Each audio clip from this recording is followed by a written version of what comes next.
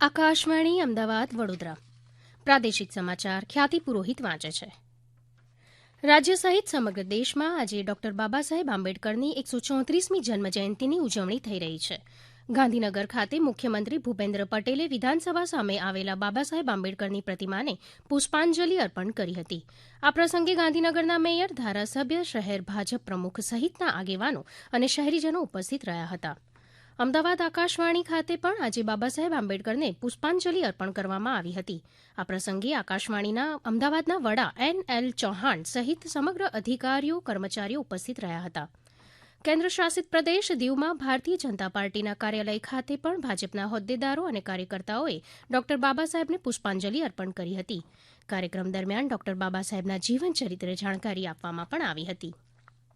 ગીર સોમનાથ જિલ્લામાં ડોક્ટર બાબા સાહેબ આંબેડકરની જન્મજયંતિની ઉજવણી નિમિત્તે ગામડે ગામડે રેલીઓના આયોજન કરાયા હતા. વેરાવળમાં સાંસદ રાજેશ ચુડાસમાએ બાબા સાહેબ આંબેડકરની પ્રતિમાને પુષ્પાંજલિ અર્પણ કરી હતી. જ્યારે અરવલ્લી જિલ્લામાં આ નિમિત્તે ઠેર ઠેર બાબા સાહેબની ભવ્ય શોભાયાત્રા યોજાઈ હતી, જેમાં મોટી સંખ્યામાં લોકો જોડાયા હતા. ભારતીય જનતા પાર્ટીએ આજે નવી દિલ્હી ખાતે સ્થિત તેના મુખ્ય કાર્યાલય ખાતેથી આગામી લોકસભા ચૂંટણી માટે સંકલ્પપત્ર ચૂંટણી ઢંઢેરો બહાર પાડ્યો છે, જેમાં પક્ષે સમાન નાગરિક સંહિતા, એક રાષ્ટ્ર એક ચૂંટણી અને સિંગલ મતદાર યાદીનું વચન આપ્યું છે.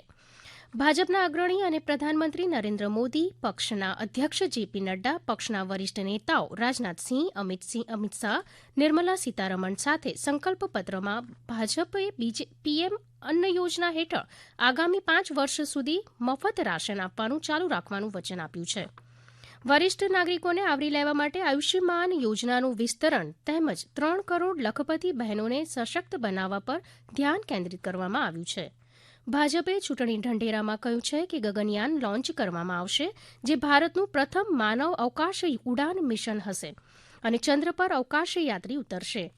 પક્ષે આગળ ભારતીય અંતરિક્ષ સ્ટેશનની સ્થાપના કરવાનું અને દેશ માટે બીજા લોન્ચ કોમ્પ્લેક્સને કાર્યરત કરવાનું પણ વચન આપ્યું છે. ચૂંટણી ઢંઢેરામાં ભારતને હવામાન તૈયાર અને આબોહવા સ્માર્ટ બનાવવા માટે મોસમ નામનું રાષ્ટ્રીય વાતાવરણીય મિશન શરૂ કરવાનું વચન પણ આપવામાં આવ્યું છે. આ પ્રસંગે ભાજપના વરિષ્ઠ નેતા અને પ્રધાનમંત્રી નરેન્દ્ર મોદીએ જણાવ્યું હતું કે સંકલ્પ પત્ર યુવાનો, મહિલાઓ, ખેડૂતો અને ગરીબોને સશક્ત બનાવે છે, જેઓ વિકસિત રાષ્ટ્રના 4 મજબૂત સ્તંભ છે. કોંગ્રેસે આરોપ લગાવ્યો છે કે લોકસભાની ચૂંટણી માટે આજે જાહેર કરાયેલો ભાજપનો ચૂંટણી ઢંઢેરો જૂઠાણાથી ભરેલો છે.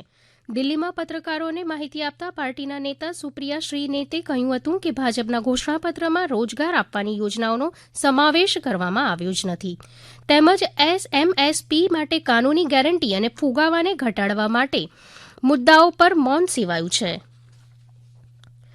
ભાજપના પ્રદેશ પ્રમુખ CR પાટીલે કહ્યું છે કે ઉધના સ્ટેશને પ્રવાસીઓના ભારે ધસારાને કારણે રેલવે મંત્રાલયે સુરતથી ઉત્તર પ્રદેશ જવા માટેની વધારાની 6 ટ્રેનો શરૂ કરવાનો નિર્ણય કર્યો છે. વેકેશન શરૂ થવાને કારણે આજે ઉધના સ્ટેશન ઉપર ખૂબ મોટી સંખ્યામાં ઉત્તર પ્રદેશ અને બિહાર અને અન્ય રાજ્યોમાં જવાવાળા લોકો ભેગા થયા. ખૂબ અફરાતફરી થઈ હતી. કેટલાક લોકોની ગરમીને કારણે તબિયત પણ બગડી. મેં રેલવે મિનિસ્ટર શ્રી વૈષ્ણવજીને રજૂઆત કરી હતી કે હાલમાં વેકેશનને કારણે જે રીતે અવ્યવસ્થા સર્જાય છે એના માટે એ લગભગ 6 વધારે ટ્રેનો દોડાવી છે. એના બીજી 6 ટ્રેનનો વધારો કરવો જોઈએ. રેલવે મિનિસ્ટર શ્રી અશ્વિનજીએ તરત જ એમણે એ સ્વીકાર્યું અને એમણે આજે જે સૂચનાઓ પણ આપી દીધી છે. એટલા માટે યુપી, બિહાર કે અન્ય રાજ્યોમાં જવાવાળા સૌ ભાઈ બહેનોને મારી વિનંતી છે, 6 નવી ટ્રેન વધારાની આવવાની છે તો ખોટી ભીડ ના કરે.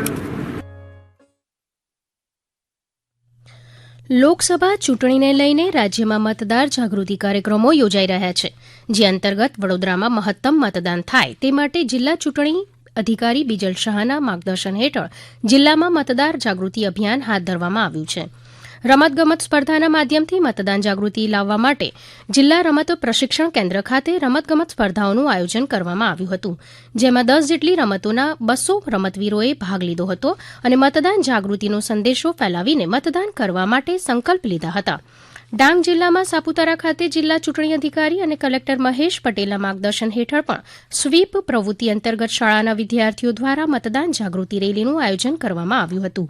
મતદાન થકી જિલ્લાના તમામ મતદારો મોટી સંખ્યામાં મતદાન કરી લોકશાહીમાં ભાગીદારી થાય તે માટે રેલી દ્વારા મતદાન જાગૃતિનો સંદેશો ફેલાવવામાં આવ્યો હતો. જામનગરમાં એક દૈનિક સમાચાર પત્ર દ્વારા પ્રથમ વખત વિદ્યાર્થીઓ માટે એજ્યુકેશન એક્સપોનું આયોજન કરવામાં આવ્યું હતું. આ એક્સપોમાં વિદ્યાર્થીઓને તજજ્ઞો દ્વારા કારકિર્દી માટે માર્ગદર્શન પૂરું પાડવામાં આવ્યું હતું.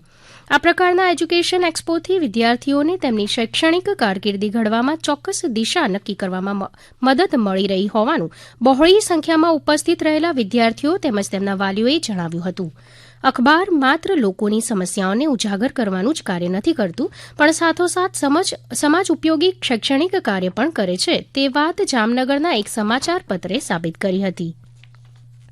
આજે 14મી એપ્રિલને રાષ્ટ્રીય ફાયર સર્વિસ ડે તરીકે ઉજવવામાં આવે છે. વર્ષ 1944માં મુંબઈ બંદર પર થયેલા એક અકસ્માતમાં જીવ ગુમાવનાર 66 ફાયરમેનોની યાદમાં જામનગરમાં શહીદોને શ્રદ્ધાંજલિ આપી વિવિધ કાર્યક્રમોની ઉજવણી કરવામાં આવી હતી. આ પ્રસંગે ડેપ્યુટી મ્યુનિસિપલ કમિશનર સહિત ફાયર શાખાના જવાનો અને તેમના પરિવારજનોને ઉપસ્થિત રહ્યા હતા.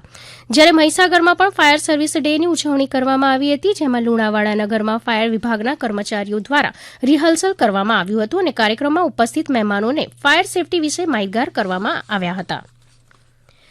આ સમાચાર આપ આકાશવાણીના અમદાવાદ વડોદરા કેન્દ્ર પરથી સાંભળી રહ્યા છો. વધુ સમાચાર આપ અમારી વેબસાઇટ newsonair.gov.in/gujarati પરથી વાંચી શકશો.